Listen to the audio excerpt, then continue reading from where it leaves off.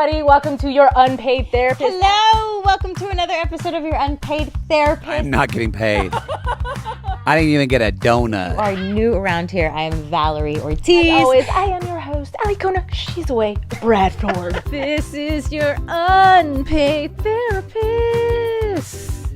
Chua. Oh, okay.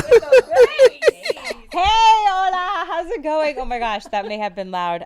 Guys, I'm really excited because this is the very first episode of your Unpaid Therapist, and hopefully you already know who I am, but I'm Valery Ortiz. I've never seen you before in my life. Girl, get out my house. Just kidding. Okay, hi. Hello, hi. My name is Alikona Bradford, and Val and I, we just wanted to create a really safe space for us to let our emotional baggage hang on out along with yours. And I know anytime there's a great milestone in my life, and I feel like probably for you too, I call my best friend. Or if I'm wondering, like, how the crap did I manifest this bullshit into my life?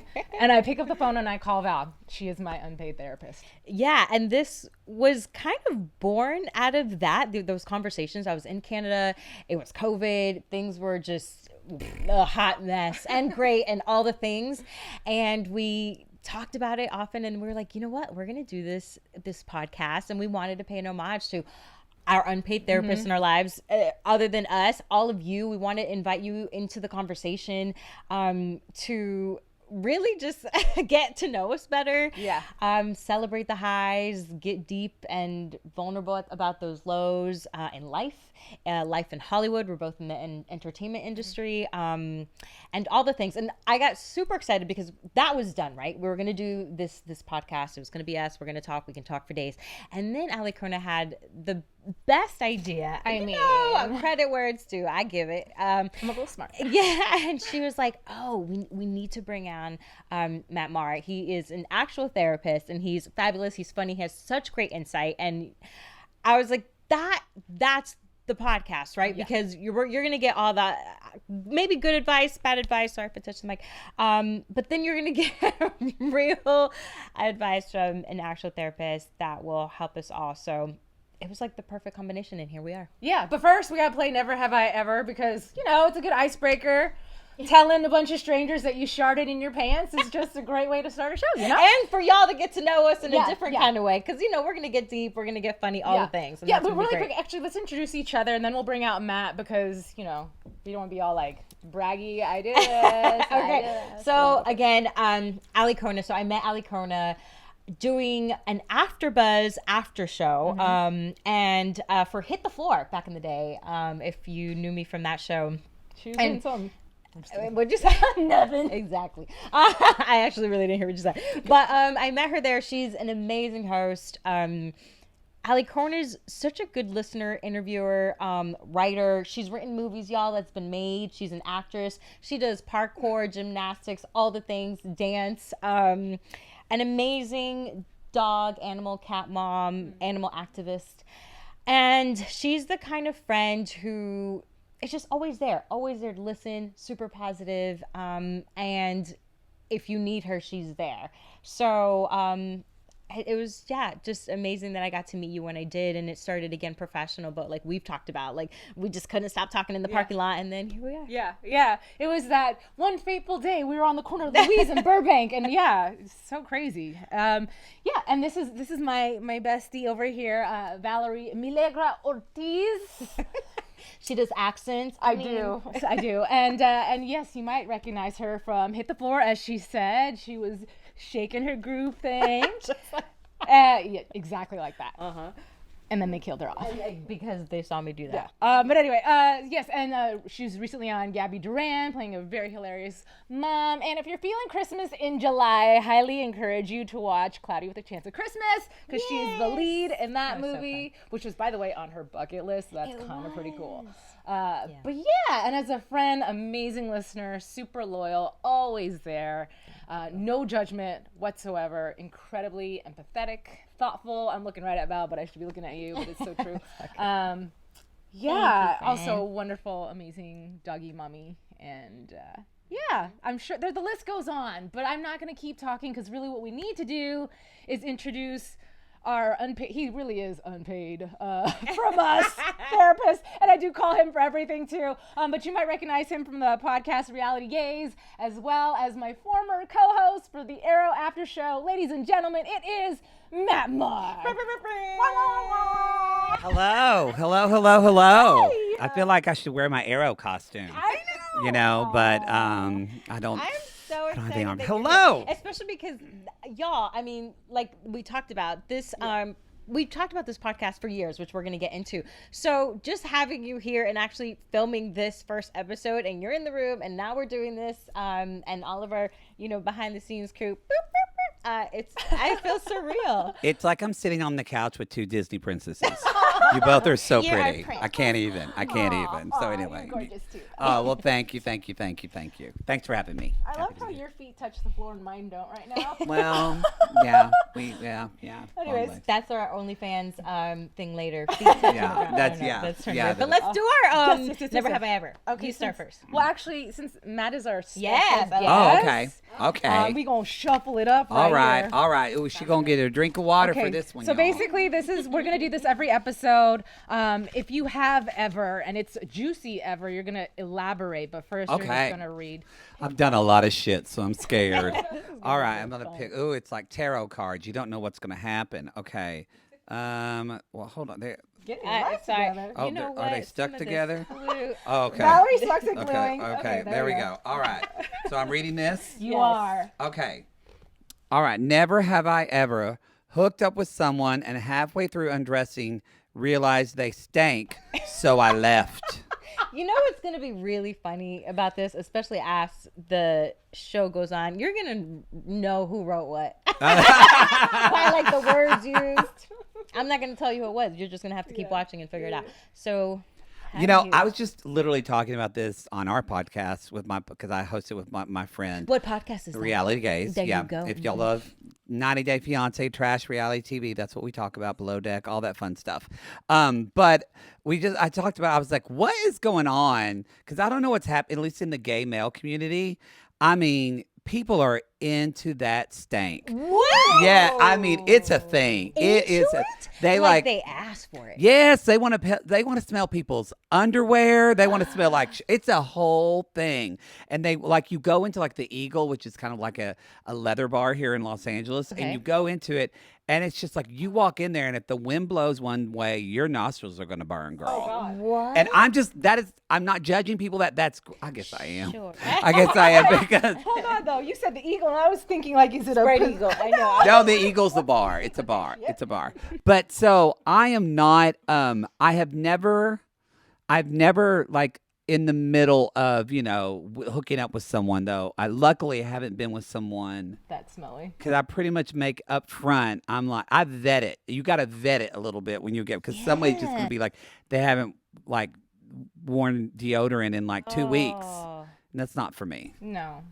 That is so interesting. What about it's not. I don't think you would ever? play. No. And I mean, y'all, well, I just started dating. I was married before, long relationships. No! Thank goodness, no. Oh, no. No. Yeah. I mean, it's never been to the point where I left, but I mean, I've smelt aromas before. Oh. I mean, people have aroma. We're not gonna aroma shame people. We are not here for that. You smell the way you want to smell. Just know that if you're gonna be in my bed, I have a preference of the way I want to smelt or smell. yeah, that too. Okay, I'm glad it's a hard no for everybody. Yeah, I'm gonna go ahead and he picked a blue one, so I'm gonna pick a pink one. Okay. Oh, okay. Never have I ever been depressed. Okay, so this is more of a serious question. After you had the incident with After I smelled the taco balls. Yeah. Go ahead. I got really sad, you guys. No, I don't know if I've ever been like clinically depressed. I think it's healthy to have moments of ultimate like sadness if something truly sad happened into your life. To deny the fact that something was sad is probably not healthy either. So I've never gone into, like I said, a deep clinical. I allow myself like a few days. Although there's been some stuff recently that's made me sad, and I'm like, oh. But then I'm back to dating. Yeah, and hold on, and this is the first episode, so don't generalize it. Like what? What was it? Yeah, okay. you know what I mean? I mean, guys, I know we know, but let's invite them in. My 2 unpaid therapists, I do know. This is going to turn into like a whole episode. No, we don't have to get deep into it, but I mean, like, you know. Well, yeah, no, like recently my dog passed away. It was really, really tragic and traumatic. Look, I freaking let her outside at somebody's house that I had never been to before, did not even realize it was nighttime, forgot they had a pool, and she fell in and drowned. So it was pretty traumatic. Pretty sudden. Very. And really common, actually. But can we get to the part that, and I keep reminding Alikona about this, that she brought her back to life. And I say that because it's so important, because that's so who you are, and Boy, that is the definition of Alikona. You know what I mean? Like she is where that. There's a will, there's an Alikona. Absolutely. Yes. She did. I mean, first of all, she doesn't know CPR. You know what she did? She remembered what she saw in the movies, and she did it, and it worked. And that is the doggone truth. Yeah. No pun intended, but doggone. But yeah, which is amazing. Like, and you didn't give up, and she came back to life. Obviously, took her to that and things. And she's 16 years old. Yeah. Was 16 years old. Probably so just a little too. Yeah, just a little too much. It was a lot for the dog, but you did everything you could, and I mean, it was just amazing, and we share that because my 16-year-old, they were at her birthday party. Miley had a 16-year-old birthday party within a week and a half, you guys. Yeah. Of Lonnie Kai passing. My dog had to be put down because of different things.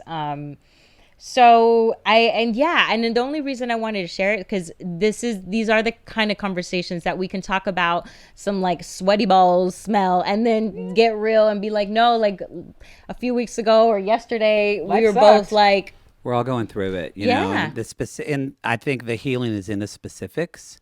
I think when people talk in the generalities, it's you don't want to upset someone, or you're worried how people are going to take it.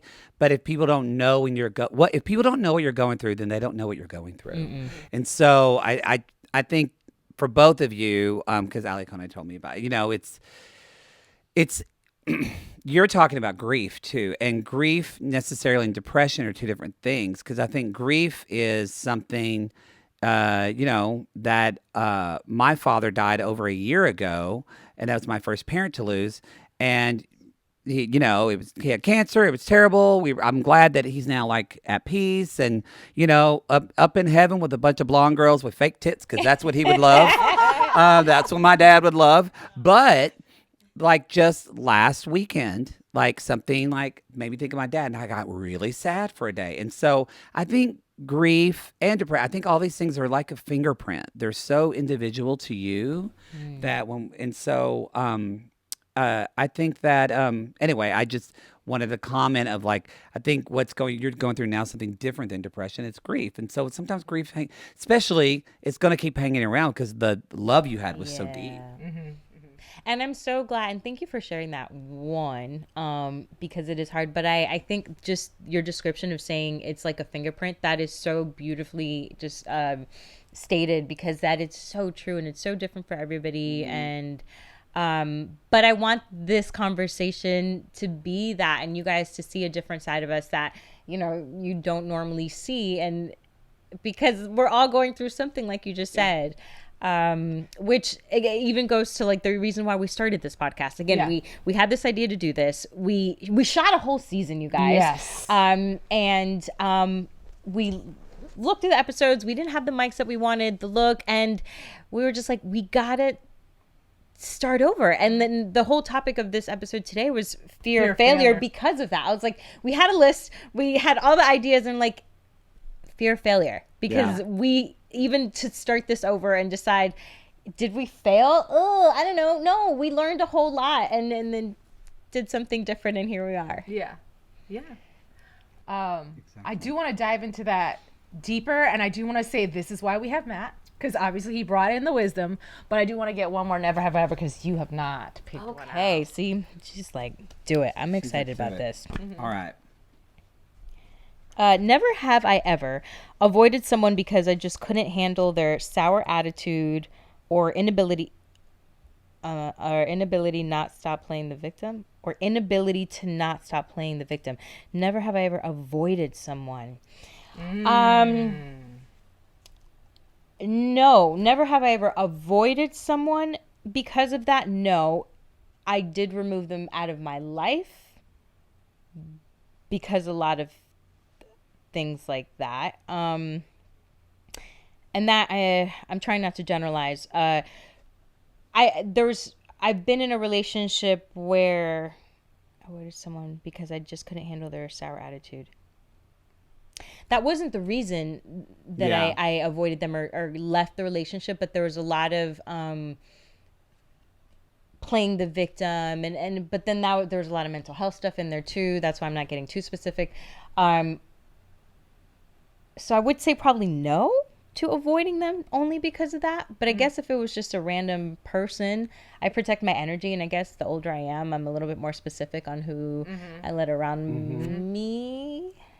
No, I think that's getting older and Right? just getting more and dealing with crazy shit more. And sorry, I say jet lag. I don't mean it, but stigmatized. I mean it's a funny, but it's also too. It's like when.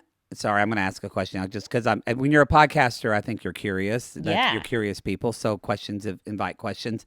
But at what point in your life do you feel like you realize that some people are just in your life for a season? Because I think when we're younger, we think everyone is there forever. And I know for me, there was definitely, I'm 44, and I remember when I turned it was around 38 years old, I kind of had like a friend breakup and stuff and then I started realizing, oh, yeah, this is just, sometimes friends are seasonal. Yeah. I don't know how old I was. Go ahead. I've never ever avoided a parent because of that. Could not get my parent out of the playing the victim. You can only tell them so much. And then I got to a point where I was like, I love you. I'll still message you or whatever, but I'm not going to get on the phone with you for long periods of time, because if I do, then I'm going to start feeling shitty. So we're just going to not. And I probably did that for a good month or two. And then eventually I had a talk with them, and that changed things. But it took my whole life to have this talk. I was in my late 30s when I had that conversation. Late 30s. That's Parent stuff's hard too. It takes a bit, yeah. And I just realized that I had cut myself, so I didn't paint these two nails, guys. So if that's what's happening. I thank you. This whole time I'm like, Mother Alikona. I know mine are bare. That's such a good thought.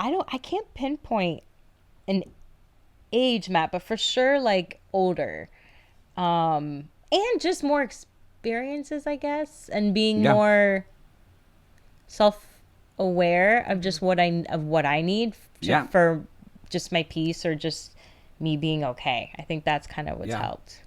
Yeah, that's a interesting one. Sorry, I didn't mean to hijack the question. No, that's okay. This got real deep. Our never ever are supposed to be funny. They were funny. Sorry, don't worry. I got a lot of dick jokes in me. They're gonna come too. So they're all there. Do you want to dive into the? Yeah, we've already got our swim caps on, but our intention with this today is we wanted to talk about fear of failure because it can be immobilizing, and it's something that I know I've dealt with growing up much of my life. I try not to operate out of fear anymore, but there's still fear in me, if that makes sense. Yeah. Okay. Yeah. So I'm gonna open this up and just ask both of you guys, what is something that you've realized you operate when you're operating fear? And I say that meaning something as simple as going to the grocery store and weighing out this costs this much and then this, and spending 5 minutes on some shit where it's just either buy the brand name or buy the store, what the fuck. But it's because of fear of lack. If you really want to get all deep, it's fear of lack, not enoughness, having financial awareness when you were young about being poor or whatever the case may be. And it's so crazy how those things can influence your everyday life in stupid tasks. Yeah. That's kind of relatable. What we've talked about before and what kind of sparked this episode amongst a lot of things was, for me, the first time that I felt like a failure, and it got me a little emotional even thinking about it, was when I went through my divorce, because there's so many, just even saying the word, I'll never forget, the first time, and why do they have this also? But the first time I had a bubble in that stupid little thing that's just single, married, divorced, and I don't know what the other one was, or if there is, and I was just You know, like I don't give up. Like, that's not in my nature. I finish what I start. So to have to go through divorce, and obviously there's so many things that were wrapped up into that, and then be that statistic, especially because I'm in the entertainment industry, so that added another layer. I was just like, I've never felt like such a failure. And then after it all, and after the healing and whatever, it's like I know all the things, and you tried all the things, and all the things that were like, duh, like it wasn't gonna work, for so many different reasons. But the label alone, man, like, just made me feel like shit. Yeah, and even to this day too, like, and even in dating, like, to tell somebody you're divorced, it felt like I had the scarlet letter, you know, of just like, I'm divorced, and it's like, oh, there's another one. Of course, you're an actress, you're divorced, like, and that's what I felt. Yes. It's a lot of stigma in the word. Yes. So that's my biggest. But you know what? That is a very like old way of thinking. Not to say that you No, think that way, you're but like absolutely right. society looks at, especially the woman, you know, is like, well, what's wrong that you got a divorce? Yes. But instead, I feel like the reframing of that should be, congratulations, Which is what I do now. you to weren't people. happy, and it takes a lot of balls and ovaries to walk away from something when you're comfortable. So it's like, instead of looking at those actresses, it's like you look at someone like Pamela Anderson Lee, right? Or oops, now she's Pamela Anderson, excuse me. And I know people judged her for many, many reasons. If you haven't watched her documentary, it's so good.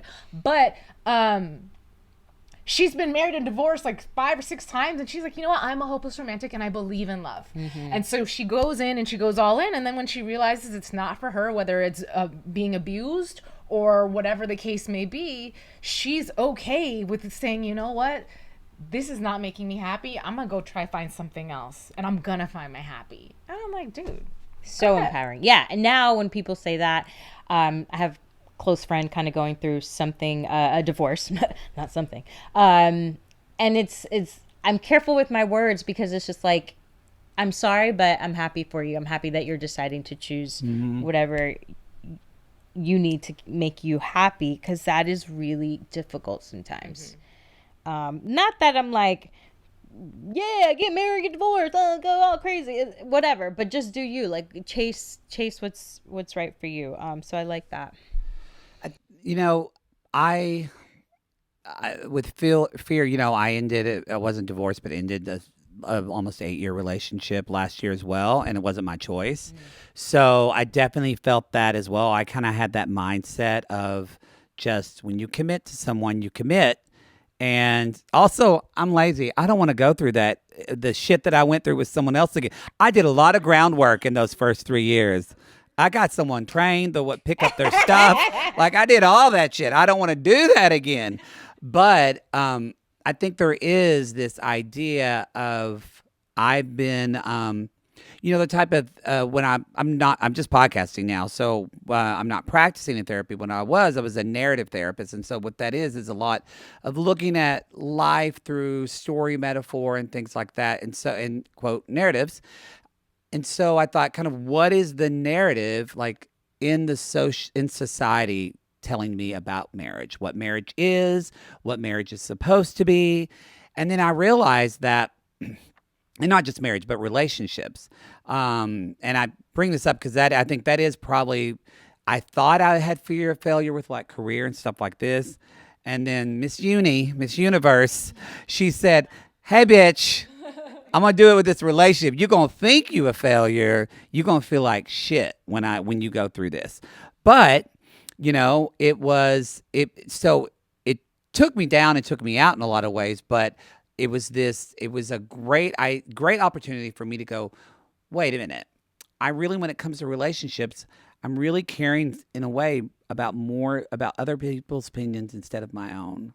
It's what, like, I think RuPaul said, but I think Eleanor Roosevelt said it, like, what other people think of you is none of your business. I say that so much to myself. And but I realized I was going, the other people are going to think that, well, Matt didn't try hard enough. They're going to think I really took on this, like, perfectionism. It was going to be my fault.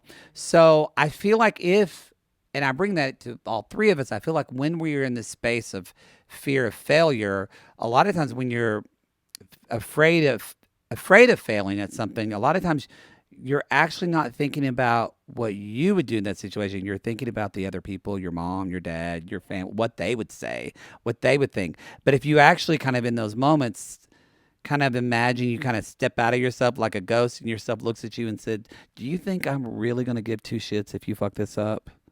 I'm just going to be happy that you're learning and that you're growing and that you're just trying to be a better person. Like, I'm good with that. That usually is what the self wants. Right. So that's kind of been, but I relate to you a lot as far as just the stigma and all. And then I will say this to people. If you're a friend or someone you know, sorry, I'm hitting the couch because I'm getting all into it. But if they tell you, when you tell them you're single or divorced, y'all don't make the face. Right. You know that face, I right?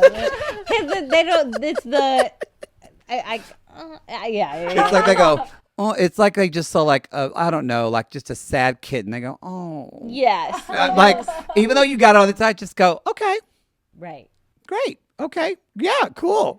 Like I know that face. I hate that face. And the older we get to I just feel like even just going into like being single at our age, I feel like the older generation is just like, oh, if you don't have a boyfriend, the older generation, or it's just like you're not in a relationship, you're a failure. Yeah. Like it's just like, well, maybe like I want to be single right now. Like this is good. Really, my podcast partner, he's talked about, because we talk about relationships a lot, because we talk about a lot about 90 Day Fiance or a show Love After Lockup. So we talk a lot of our reality shows. We talk about Love Is Blind. So a lot of shows we're talking about people in relationships.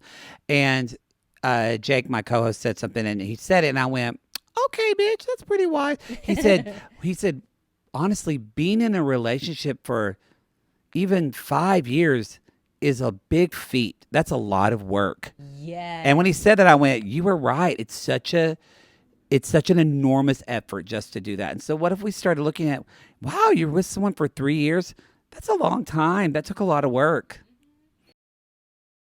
See, I know, and I get the look. This is the look.